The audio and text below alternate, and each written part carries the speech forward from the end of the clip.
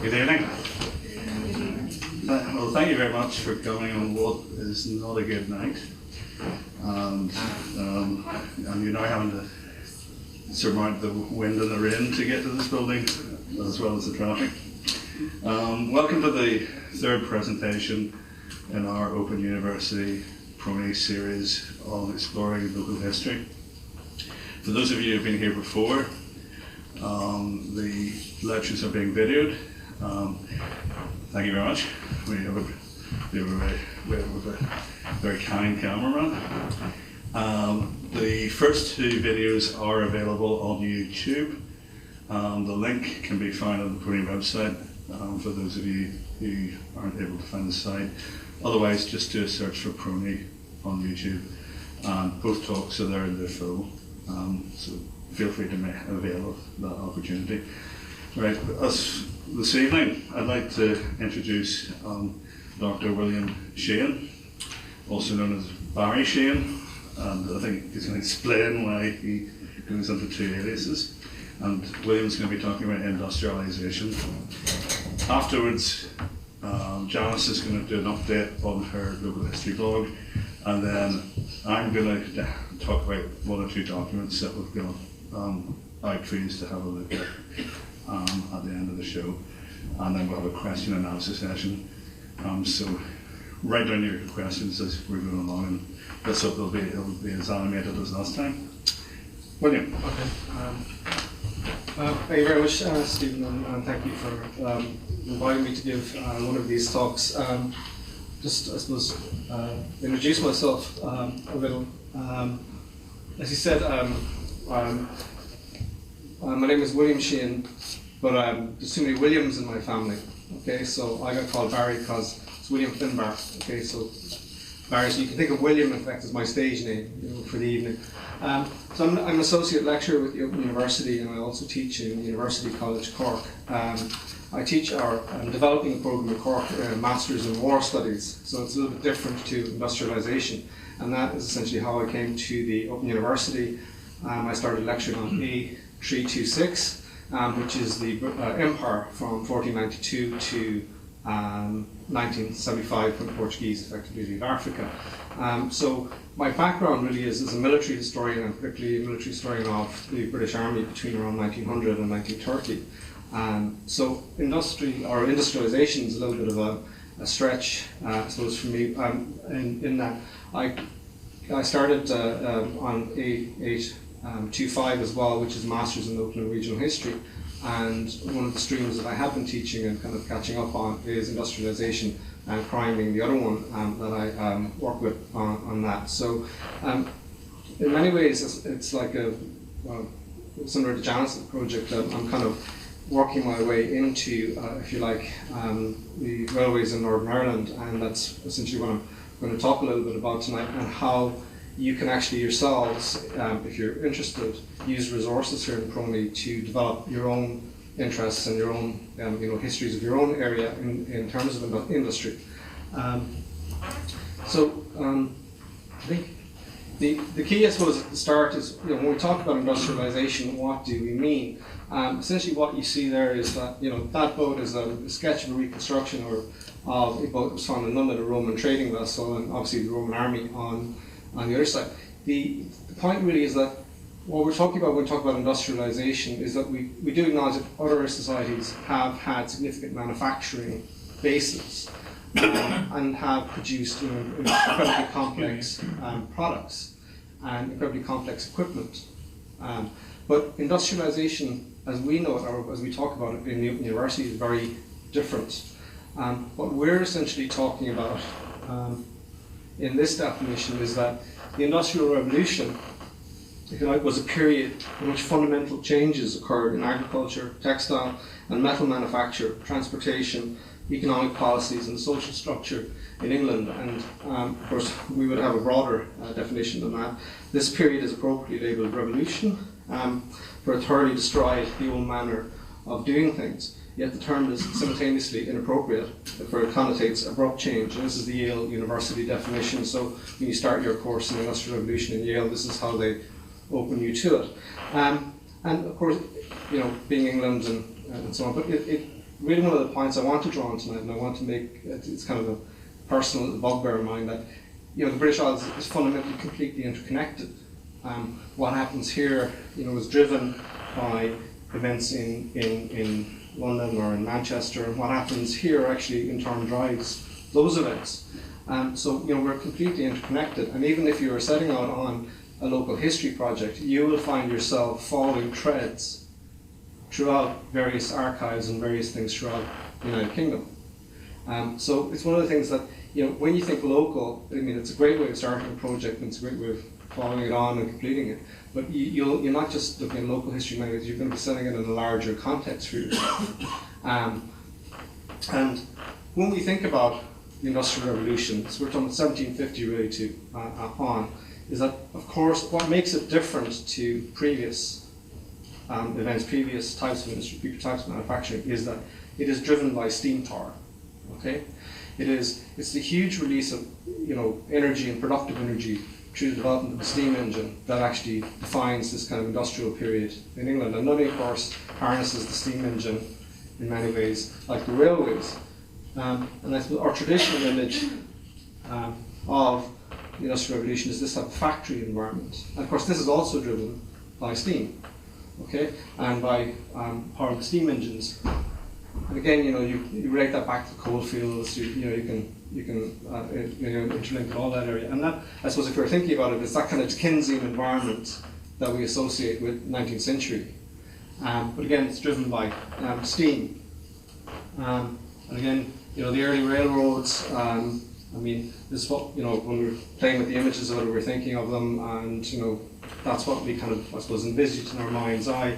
This sort of relatively primitive steam engine drawing along what almost looked like carts, effectively behind it, and obviously moving at such a speed that the guy on the horse is not at all concerned about the approaching steam engine behind him, presumably because it's only going a few miles an hour and the horse can easily outrun it. And people coming out to watch, because these things are, completely and utterly novel. I mean, this is something that is, I don't know if we could actually, because we're so technologically kind of attuned now, and technological change happens so fast, that we kind of forget the kind of impact of this period and of these things.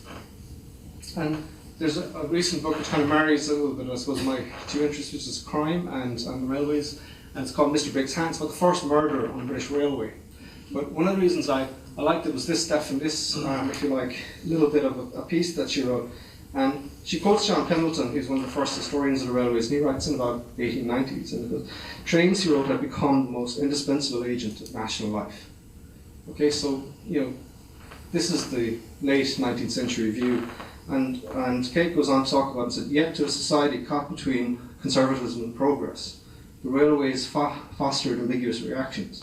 In the whistle and shriek of every approaching engine was evidence of rapid social change and technological transformation. The stations, viaducts and embankments were conspicuously visible and new, signalling the investment of huge capital and the ascendancy of engineering achievement.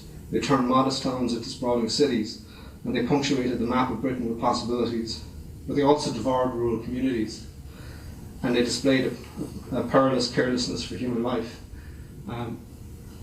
And I think that really kind of captures very nicely, in a nicely kind of very written paragraph, the impact of these things. We look now and we see a steam engine moving through the countryside, and we think that's so quaint, and that's so wonderful. It's like an antique, and we marvel at it and we think it's sort of like a little dinosaur walking through the countryside. But for people at the period, it was a real intrusion. These things were visually, noisy, smoky, and they really had a huge impact on people. And if you like, they collapsed the world. And they collapsed the world here in the same way they did it in the UK, and in Switzerland, and in Germany, and in France, and in Spain. Wherever these railways went, it was the same. They simply collapsed the world, and collapsed time. Okay? I mean, we're so used to instant communication now, but this is the great, if you like, the first element of that kind of collapse in terms of human society. Previous to that, it was travel on foot, it's travel by horse, okay, horse-drawn carriage, all relatively slow, time-consuming. These things were fast, they moved people quickly, Okay, so they changed and altered people's worlds. I think that's why if you're looking for local history kind of projects and you're looking for places to work, and I mean PRONI, I think Stephen was telling me, has about 5,000 files on railway history in Northern Ireland. 5,000 files that probably haven't been looked at since they were closed and put into the kind of filing cabinets of whatever companies and then sent here for archiving. So you have a world of possibilities to look at. And I mean, why look at railways from a local history perspective? Well, they've shaped the physical development of your area. They've made some towns successes and some towns have been left behind. So the town that you're living in probably has been impacted in one way or another. They affected the cultural development of your area. These brought newspapers, theatre groups, let people go away for weekends, interconnect people to the city, allowed commuting for the first time, developed suburbs, So the physical cultural environment of any place in the UK, any place in the British Isles or Ireland, has been completely shaped by the railroads. And nothing has escaped them. And they reinforce it. And in economic development of the area, I mean, for accessing, particularly from the point of view of agricultural exports, which would have been the main thing in Ireland, they allowed that to happen far faster, far more speedier. They allowed people to move around, labour to move around. So all of that, if you like, interconnecting in the area in Northern Ireland and Ireland in general, and connections to the UK, all of these things are developed during that period. The railroad routes that you're using today were laid down during this period. They haven't been changed, There hasn't been, I imagine, that much investment almost in routes since then. We've lost routes rather than gained more routes. So a lot of what has happened, if you like, in terms of the physical development and the social cultural development is driven by these lines of communication.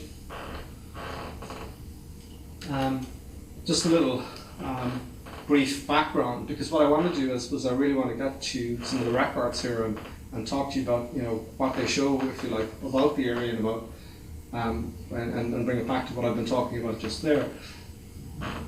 The railways start a little bit earlier than that. There's early railways in 1780s, 1790s in Tyrone near the collieries and near the coal mining areas.